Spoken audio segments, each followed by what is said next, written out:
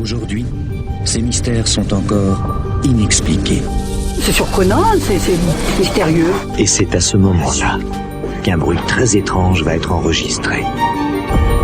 Les clés du mystère sur Sud Radio. Toute cette semaine, avec Yves Lignon, nous zoomons sur les prophéties. Hier, nous avons commencé le long épisode sur Nostradamus. Le long périple, pourrait-on dire, puisqu'on a vu que c'est entre autres à la faveur de voyages que Nostradamus prophétisait à tout va. Allez, on plante le décor, on est dans les années 1550. Nostradamus a moins de 50 ans, il est remarié puisque sa première femme est décédée de la peste, tout comme leurs 2 enfants d'ailleurs. La peste a fait des ravages en France quand c'est pas le scorbut. Le clergé, la religion a autorité dans le pays et Nostradamus, après avoir voyagé durant 12 ans, s'installe enfin dans le sud de la France pour écrire des livres sur ce qu'il connaît, la médecine, mais aussi il se laisse aller à quelques prophéties sous forme de quatrains. Et on suppose que parmi ces prophéties, il y en a une bien sûr qui intéresse nos années 80. Bonjour Yves Lignon. Bonjour Emmanuel. Alors, les années 80, vues par Nostradamus depuis les années 1550. Ce serait, parlons au conditionnel, l'élection de François Mitterrand. Eh bien, nous sommes donc dimanche 10 mai 1981. 5, 4, 3, 2, 1. François Mitterrand est élu président de la République. Vous savez que François Mitterrand a été élu président de la République un jour de mai 1981, que cela marquait un changement de style politique, disons, de parti politique au gouvernement, et que le lundi matin, bon nombre de Français se sont étonnés en constatant que la Tour Eiffel était toujours en place. Bon. Eh bien, s'est élevée une voix disant « Français, vous êtes étonnés d'avoir un président socialiste ?» Nostradamus l'avait prédit. Non d'une pipe. Non d'une pipe.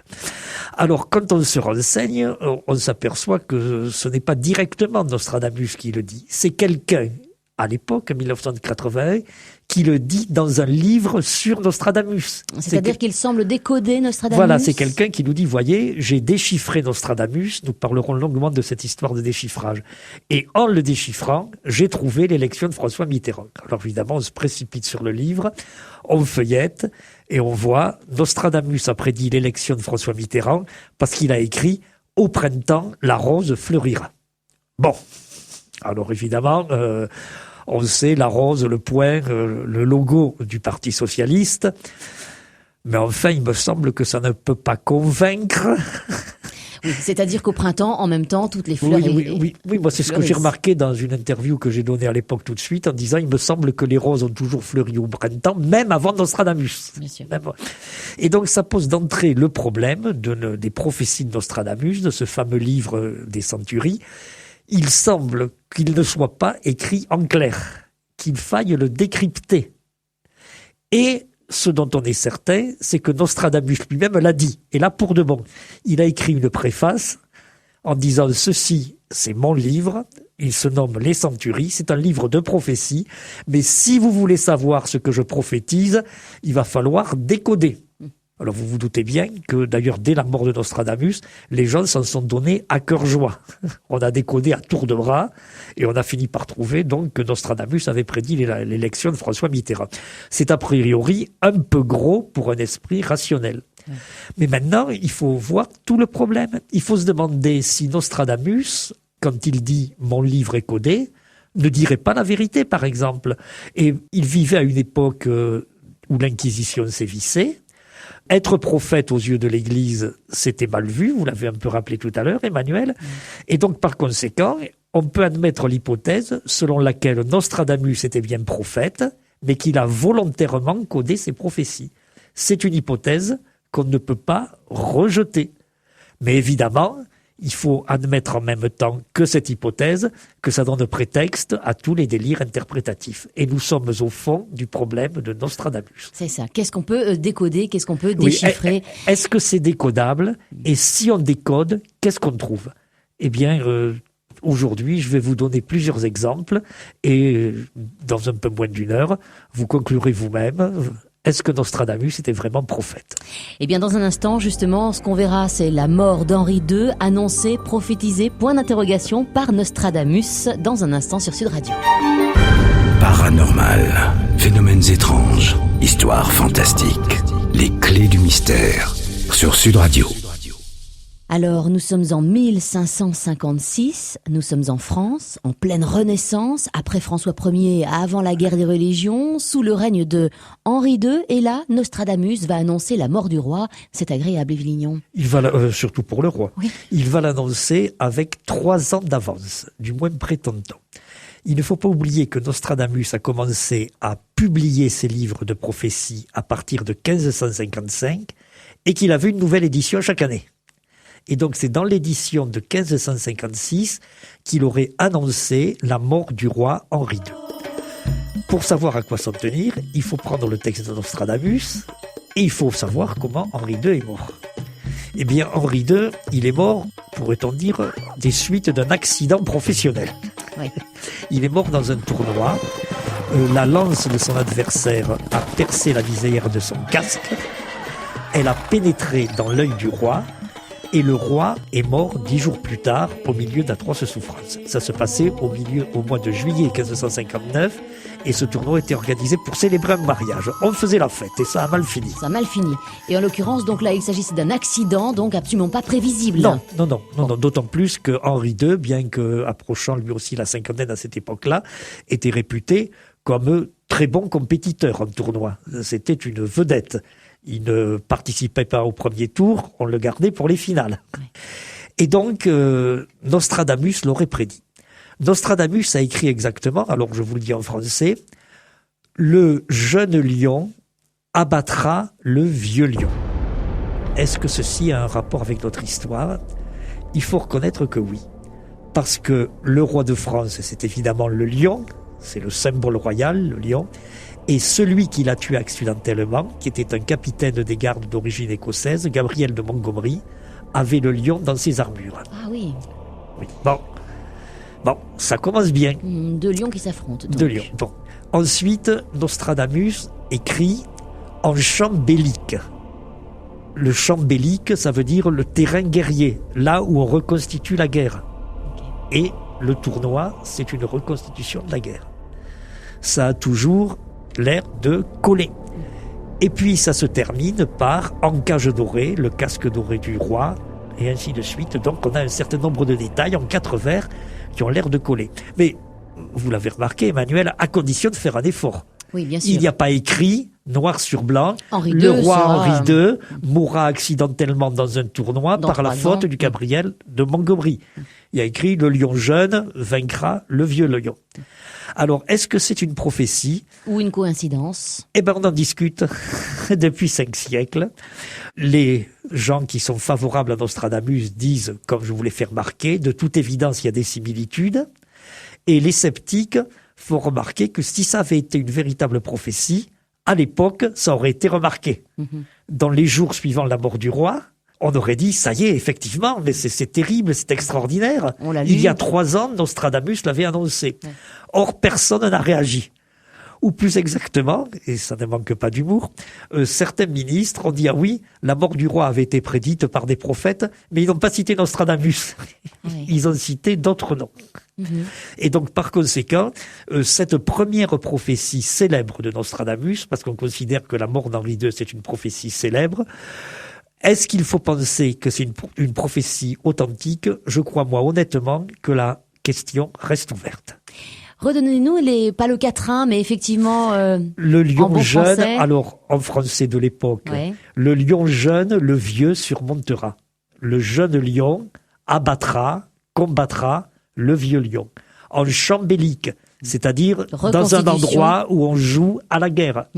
Et effectivement, donc, Henri II va mourir accidentellement 3 ans après, à l'âge de 40 ans, c'est bien ça? Un peu plus.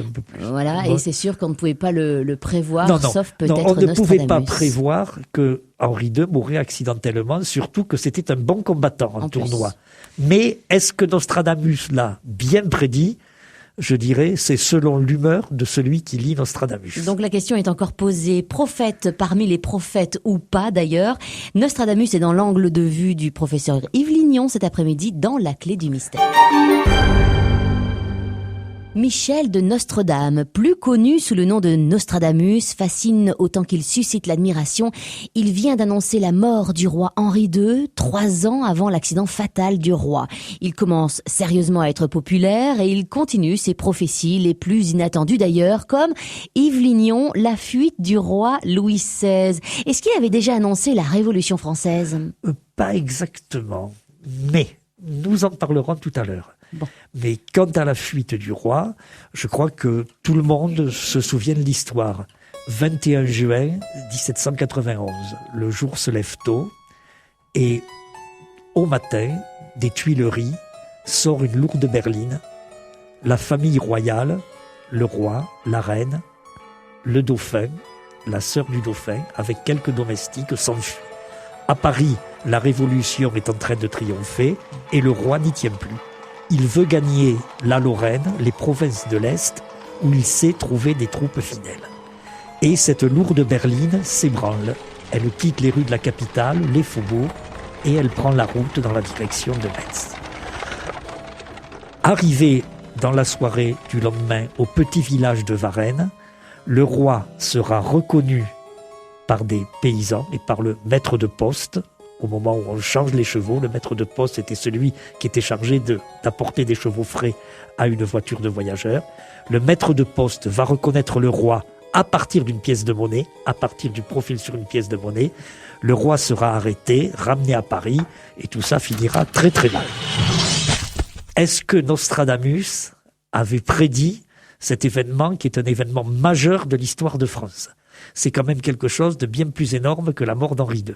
La mort d'Henri II, c'est une mort accidentelle et puis un autre roi qui succède.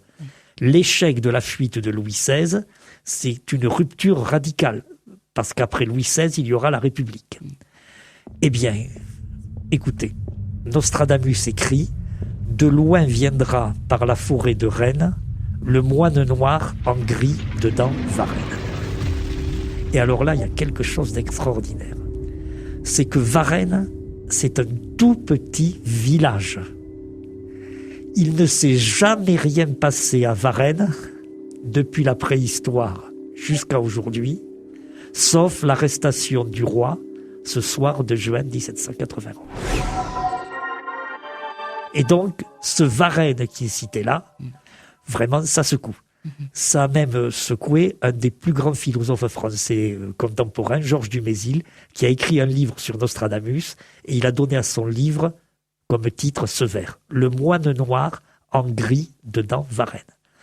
D'autant plus que Louis XVI s'était déguisé et portait un long manteau gris. Ah oui. Et que quand on arrive à Varennes, on traverse une forêt qui s'appelle la forêt de Rennes. De Roanne, exactement. Là, il me semble que... C'est criant de vérité. Oui, là, nous n'avons pas à faire les efforts d'interprétation que nous avons fait tout à l'heure. Bien sûr. Nostradamus parle d'un incident, pire qu'un incident, d'un événement historique qui s'est produit dans un village dans lequel jamais rien ne s'est produit. Et il cite le nom du village. Et nous sommes 200 ans avant les faits. Oui, plus de 200 ans. Nous sommes, disons, on ne sait pas 240 ans exactement avant les faits. à quelle année Nostradamus a écrit exactement, mais c'est entre 1555 et 1560. C'est plus de 2 siècles auparavant, effectivement. De loin viendra par la forêt de Roanne le moine noir en gris dedans Varennes. Là, il me semble que pour jeter le bébé avec l'eau du bain, il faut vraiment ne pas aimer les bébés. Oui, c'est ça. Il faut pas aimer les bébés et pas aimer l'eau non plus. Il y en a d'autres des quatrains, justement, qui sont d'une évidence évidente. Nous allons faire de plus en plus fort, Emmanuel. Oui, c'est Bien vrai. sûr. Ok. Là, on avait donc une vision, enfin, c'est Nostradamus qui avait une vision de plus de 200 ans, mais Nostradamus peut plus encore. D'autres révélations étonnantes de Nostradamus dans un instant avec Yves Lignon. 13h30, 14h30. Les clés du mystère sur Sud Radio. Les années 1540 et 1550 marquées en France par un homme qui pourrait a priori passer inaperçu, sauf qu'il dit des choses étonnantes qui en plus vont être la réalité. Il est plus qu'un voyant, il est un prophète et il prophétise à tout va. Alors bien sûr que vous le connaissez, on le connaît tous, mais on ne sait pas toujours comment se sont passées ces prophéties. Cet après-midi, avec Yves Lignon, on marche sur les pas de Nostradamus. On a vu qu'il a annoncé la fuite de Louis XVI, la mort d'Henri II et même, selon certains, l'élection de François Mitterrand. Yves Lignon, intéressons-nous au pape Pie VI. Alors rappelons évidemment qu'à cette époque-là, la religion a autorité en France. Nous sommes en quelle année ? Nous sommes en 1798 et nous allons parler de la mort du pape Pie VI. Mais franchement, Emmanuel, est-ce que vous préférez que je vous parle d'abord des événements historiques eux-mêmes ou bien que je vous lise le quatrain de Nostradamus? Ah, c'est comme vous voulez, Yves. Non, si je vous parle des événements, c'est vous qui devrez dire si le quatrain coïncide ou pas. Ah, d'accord. Alors commençons par l'histoire. L'histoire avec un grand H. Oui. Eh bien, nous sommes donc en 1798. Le gouvernement français, c'est le directoire. C'est déjà Napoléon qui est le patron, mais il n'est pas encore empereur. Et le gouvernement français est en conflit avec le pape, qui est un vieillard, c'est le pape donc Pie VI. Et le gouvernement de Napoléon était un gouvernement musclé, donc on va chercher le pape à Rome, on l'embarque, on dit vous allez vous expliquer à Paris. Le convoi traverse les Alpes, il passe par Briançon, et arrivé à Valence, le pape qui est un vieillard va mourir. On est obligé de s'arrêter parce qu'il est malade. Et puis, au bout de quelques temps, il meurt. Donc, c'est fini. Il n'arrivera jamais à Paris. Est-ce que Nostradamus a prédit cela ? Alors, Je vous donne le quatrain. on y va avec le quatrain de Nostradamus. Je vous le lis en français, toujours. Pontife romain, prends garde de t'approcher de la cité que deux fleuves arrosent. Tu viendras cracher ton sang non loin de là, quand fleurira la rose. Ah. Une fois de plus. Encore la rose qui fleurit. Donc, pontife romain, garde de t'approcher de la cité que deux fleuves arrosent. Tu viendras cracher ton sang non loin de là, quand fleurira la rose. Alors effectivement, donc le pontife, le pape, entre les deux fleuves, Ah, Valence. Valence, effectivement. C'est donc une entre... ville qui est au confluent de la Drôme et du Rhône. Donc effectivement, nous ne sommes pas très loin. Tu viendras cracher ton sang. Ah ben, tout est là. Le sang final. Finalement, tout est dans la fin pour ce quatrain. Le début est déjà, à mon avis, assez significatif, puisque Prends il garde. prévient le pontife romain. Alors, le pontife romain, personne ne va discuter que c'est le pape. Bien sûr. Il prévient le pontife romain qu'il sera en grand danger quand il approchera d'une ville située près du confluent de deux fleuves. Or, Pie VI est mort à Valence, effectivement, à Valence où il se reposait parce qu'il était gravement malade. Mais de quelle maladie était-il atteint ? Alors, On ne le sait pas exactement, Oui. mais on sait qu'il crachait le sang. véritablement. Il crachait le sang. Et que nous disent les témoins qui ont assisté à la fin de sa vie, nous disent le pape était très malade, il était dans un fauteuil, il demandait qu'on l'approche de la fenêtre pour qu'il puisse admirer un jardin rempli de roses. Alors là, je crois, voyez, j'ai choisi les quatrains pour qu'il y ait une progression. Je crois que là, on ne discute plus. On aurait du mal à discuter. On a bien dans ce quatrain la description d'un événement historique précis. Il n'y a pas d'à peu près. Tout à l'heure, à propos de Varennes, nous disions c'est déjà assez énorme, mais il n'avait pas dit le roi portera une tenue grise, il avait dit le moine. Vous pouvez un peu discuter. Mais ici, on ne peut pas discuter. Il y a dans toute l'histoire de la papauté un seul pape qui est mort dans ces conditions. Dans une ville située au confluent de deux fleuves, atteint d'une maladie qui lui faisait cracher du sang, et demandant, durant ces derniers jours, approchez-moi près de la fenêtre pour que je puisse admirer les roses. Il n'y a aucune ambiguïté. Oui. Et c'est pour ça, si vous le permettez, que je peux ajouter une petite anecdote. Allons-y. Parce que, bien des années plus tard, grosso modo 200 ans plus tard, un autre pape Oui. est venu à Lyon. Jean-Paul II. Et il y a eu une rumeur, il y aura un attentat contre Jean-Paul II à Lyon. Oui. Alors j'ai été, je vous l'assure, contacté par l'archevêque de Lyon, qui m'a dit, écoutez, on est très embêtés quand même, hein, parce qu'il faut voir comment me parlait l'archevêque. Il me disait, vous savez, les locations dans les hôtels et tous les hôteliers sont navrés si on annonce que Nostradamus a prédit un attentat. Bien sûr. Et j'ai répondu à l'archevêque, Monseigneur, soyez tranquille, Nostradamus a bien prédit la mort d'un pape, mais c'est déjà fait. Ouais. Et c'était Pie VI en Et l'occurrence. c'était Pie VI en 1798. Néanmoins, c'est à cette époque-là quand même que la papamobile est arrivée.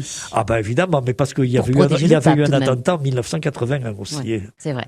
Est-ce que Nostradamus n'avait pas une préférence pour les prédictions qui touchaient aux morts, hein? Oui, vous allez voir tout à l'heure, mais il était capable aussi de prophétiser les grandes carrières. Les grandes carrières. Les grandes carrières. Ok. Mais nous allons, quelques minutes, Emmanuel, parler de ce qui, à mon avis, est la prophétie de Nostradamus la plus spectaculaire. Et alors là, je pense que nous allons dépasser les frontières françaises et que nous allons aller ailleurs dans un instant avec Yves Lignon. Sud Radio, les clés du mystère.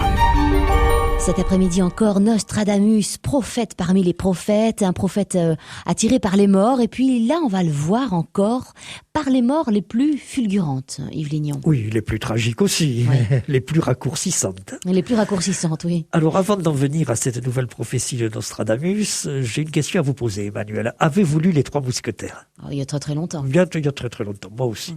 Avez-vous lu la suite des Trois Mousquetaires qui s'intitule 20 ans après ? Non. Ben, beaucoup moins de monde l'a lu. Et pourtant, bien que ce soit aussi un roman d'aventure avec de nombreux événements, c'est beaucoup plus émouvant, beaucoup plus lyrique, parce qu'on y traite, entre autres, de la mort du roi d'Angleterre, Charles Ier. Et il y a tout un chapitre d'Alexandre Dumas qui, moi, m'aurait presque fait pleurer quand j'avais 15 ans. J'avais le tempérament sensible à l'époque. Donc, deux mousquetaires, D'Artagnan et Athos, qui ont soutenu Charles Ier, n'ont pas pu le sauver. Il y a eu une révolte en Angleterre, et même une révolution. Charles Ier a été fait prisonnier. Il a été jugé par le Parlement. Détail extrêmement important. Il a été jugé par l'ensemble des députés qui l'ont condamné à mort. Et nous avons un remarquable chapitre d'Alexandre Dumas dans lequel D'Artagnan et Athos, n'ayant rien pu faire, sont sous l'échafaud, sous le gibet. Ils assistent à la mort du roi. Ils entendent les cris du bourreau, le hant du bourreau et la hache qui tombe. Voilà, puisque Charles Ier a été décapité. Il a été décapité. Eh bien, dans Nostradamus, on trouve, ce n'est même plus un quatrain, c'est une seule phrase qui est claire comme de l'eau de roche. Alors là, les gens qui disent que Nostradamus, il faut le décrypter pour y comprendre quelque chose, peuvent se rhabiller. Cette phrase écrit, le Sénat de Londres mettra à mort son roi. Ah oui, là, c'est effectivement, on ne peut plus Bon, clair. le Parlement condamnera le roi à mort. Donc cet événement s'est produit à quelques années près, 100 ans après la mort de Nostradamus. Et il n'y a pas d'autre exemple dans l'histoire de l'Angleterre. Il y a eu quelquefois dans l'histoire de l'Angleterre des rois assassinés à la suite de complots, mais de rois condamnés à mort par le Parlement, il n'y en a qu'un. Et donc on ne peut que conclure, effectivement, et sans plaisanter, que Nostradamus l'avait prédit. Ça, c'est pour moi, c'est la phrase choc. On peut jeter, si vous voulez, tout Nostradamus, tout ce qu'il a écrit en disant c'est de la boue, c'est confus, on n'y comprend rien. Oui. Mais si on jette Nostradamus, si on jette la boue, on jette aussi des pépites d'or, comme celle que je vous ai citée. Voilà. Et celle-là, à mon avis, est la plus belle. Quelle est la phrase? Redites-nous. Le Sénat de Londres mettra à mort son roi. Effectivement, et ça c'était 100 ans avant que... 100 ans avant que l'événement se produise. Voilà, Nostradamus l'avait donc prédit. Et j'ai encore une anecdote Oui, à ce propos. Je peux? bien sûr. Je peux. Eh bien, vous savez que je suis mathématicien. Oui. Donc moi, quand j'ai trouvé cette phrase, j'ai fait des calculs que d'aucuns appelleraient savants, mais enfin qui sont mon métier, des calculs de probabilité pour savoir si une telle phrase pouvait être là par hasard. Si en jouant avec les mots, on pouvait l'écrire. Oui. Et j'ai trouvé une probabilité inférieur à 1/10 milliardième. Ah oui, Oui, c'est totalement impossible. d'accord. 1/10 milliardième, c'est la probabilité que vous ayez une Rolls qui vous attende comme ça, tombée du ciel, offerte Ah bon, ça par un n'arrivera sponsor pas, donc. en sortant de Sud Radio. Vous voyez, donc ça ne vous arrivera pas, jamais. c'est Bon. décevant. Mais donc Oui. j'étais très fier de moi et j'en ai parlé dans des congrès de statisticiens. Oui. Mais le plus amusant, c'est que, c'est peut-être paranormal, 3 ou 4 années après, j'en avais parlé dans un congrès à Bruxelles et ça avait été assez remarqué, on avait beaucoup discuté. Mon épouse, qui sait que je m'intéresse à Nostradamus, me dit, regarde, je te porte un livre sur Nostradamus en anglais qui a été publié en 1941. Petit cadeau. Je lis le livre, qu'est-ce que je m'aperçois ? Ce fameux calcul dont j'étais si fier, Ouais, ouais. un Anglais l'avait déjà effectué en 1941 Et t'es tombé sur le même résultat? et il était tombé sur le même résultat. Bon, le calcul J'ai- était bon déjà, Oui, hein, oui, Yves Lignon. c'était pour ma petite vanité. Oui. Mais moi qui avais été très fier de dire dans un congrès, vous savez, j'ai fait un calcul sur une phrase de Nostradamus, je me sentais beaucoup moins. Et puis sur la fresque chronologique, une date importante, la Révolution française, une Exactement. date à côté de laquelle Nostradamus n'est pas passé. C'est dans un instant sur Sud Radio avec Yves Lignon. Nous sommes en 1559 à peu près. Nostradamus a annoncé la mort et les circonstances de la mort du roi Henri II, de celle du pape Pie VI et de celle du roi d'Angleterre Charles Ier. Et Yves Lignon, il n'est pas passé à côté de la Révolution française. Non, parce que comme nous le disions en commençant hier, la prophétie n'est jamais qu'une forme particulière de voyance, et la voyance est sensible aux événements traumatisants, qu'ils soient individuels ou collectifs. Donc il ne pouvait pas passer à côté de la Révolution française. Nous avons vu qu'il a très probablement prophétisé la fuite du roi Louis XVI. Mais la Révolution française, on l'oublie souvent, c'est un événement historique en 2 parties. Il y a d'abord la prise de la Bastille et tout le tintouin. Et puis il y a la seconde partie, la fin, c'est Napoléon. Napoléon est l'héritier de la Révolution française. Or, si à ma connaissance, Napoléon n'a pas parlé des massacres de septembre 1792, or, si à ma connaissance, Nostradamus n'a pas parlé des massacres de 1792 ou de la bataille de Valmy, il a longuement et précisément parlé de Napoléon. Voulez-vous des citations ? Évidemment. Mais là aussi, pas besoin de se pencher sur la machine à décrypter. Un empereur naîtra près d'Italie. Que je sache, la Corse n'est pas au large de Hong Kong. Oui, bien sûr. Un empereur naîtra près d'Italie. L'empire lui coûtera bien cher. On sait que Napoléon a dû finalement être l'auteur de coups d'État. Il est arrivé au pouvoir par ce qu'on appelle le coup d'État du 18 Brumaire et pas par un vote démocratique. On le trouvera moins prince que boucher. Bon, et là, c'est le statisticien qui va parler. Vous savez que après le départ définitif de Napoléon, après Waterloo, la taille moyenne des conscrits en France avait diminué. Tout simplement parce que tous les grands costauds, on les avait déjà envoyés à la guerre par anticipation et qui n'étaient pas revenus. Quand on dit que Napoléon a été moins prince que boucher, ce sont nous les Français qui voyons le prince et très souvent les historiens voient le boucher. Et puis encore, il commencera en s'emparant de la cité marine. Or, le premier exploit militaire de Napoléon, c'est la prise de Toulon, en 1799. La tête rase prendra le pouvoir, la tête rase, les cheveux coupés courts des militaires. Et Napoléon était officier d'artillerie. Et puis enfin, ce vers qui pour moi est aussi fort que celui que nous citions tout à l'heure à propos du roi d'Angleterre, sa tyrannie durera 14 ans. Sa tyrannie durera 14 ans. Napoléon a pris le pouvoir exactement le 9 novembre 1799, ce qu'on a appelé, nous le disions tout à l'heure, le coup d'État de Brumaire. Ouais. Même s'il y a eu un petit repêchage, il a fait ses adieux à Fontainebleau le 6 avril 1814. Faites le compte. Effectivement. Ou faites simplement la soustraction. Et là encore, je crois qu'on peut dire que Nostradamus l'avait prédit. Est-ce que c'est la brutalité de l'événement ou les conséquences des événements que Nostradamus prophétisait vraiment ? Je dirais que c'est la force, que c'était une vision, probablement. Nostradamus voyait des choses, il disait lui-même qu'il se mettait en transe le soir, en utilisant des drogues, des plantes. Et nous avons parlé de son côté de médecin marginal. Bien sûr. Et là, il voyait des choses, il y avait des images qui traversaient sa tête et il les couchait sur le papier. Seulement, et c'est pour ça peut-être, c'est mon hypothèse, que certains passages, la majorité des passages des Centuries, des livres prophétiques de Nostradamus, sont confus et obscurs. Parce qu'en état de transe, très souvent, on délire. Oui, lui-même n'était pas très clair à ce moment-là. Non, lui-même n'était pas très clair, mais il transcrivait. Et par contre, par moments, il voyait des scènes très clairement, mais il les transcrivait aussi à sa manière, avec sa culture. Comment imaginer que quelqu'un vivant au XVIe siècle puisse penser qu'un jour en France, il y aura une révolution, qu'on décapitera le roi et qu'un empereur lui succédera. Il voyait cette image, et cette image s'imposait tellement fortement à son esprit qu'il l'écrivait. Alors on a vu quand même qu'il y avait des écrits de Nostradamus qui n'étaient pas tout à fait réels, ou en tous les cas, voilà, si on voulait imaginer qu'effectivement il avait... c'est le délire dû à la transe, dû aux drogues. Il y a un mélange de vision d'avenir qui a un sens très particulier, et un mélange de délire dû aux drogues qu'il prenait qui n'a aucun sens. Mais ce mélange, il y a des tas de gens qui s'amusent à le décrypter, qui publient sans arrêt des livres et qui deviennent plus riches que Nostradamus. Oui. Et que dire pour notre avenir, évidemment?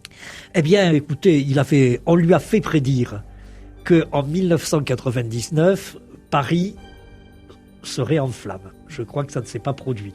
On lui a fait dire bien d'autres choses. On lui a fait dire qu'en 1524, il avait prédit des inondations. Ça a été une des années de sécheresse exceptionnelle. Bon, erreur. Oui. Donc, est-ce qu'il a prédit la fin du monde? 2012, c'est pas la fin. 2397. 2397. On a un petit peu de marge devant nous, hein, Yves. Nous avons le temps de faire quelques autres émissions. Tout à fait. Retour de la clé du mystère demain entre 13h30 et 14h30. Sachez que l'émission d'Yves Lignon est disponible en podcast sur le site sudradio.fr. Bon après-midi. À demain dans un instant. Victoria Wellner. 13h30, 14h30. Les clés du mystère sur Sud Radio.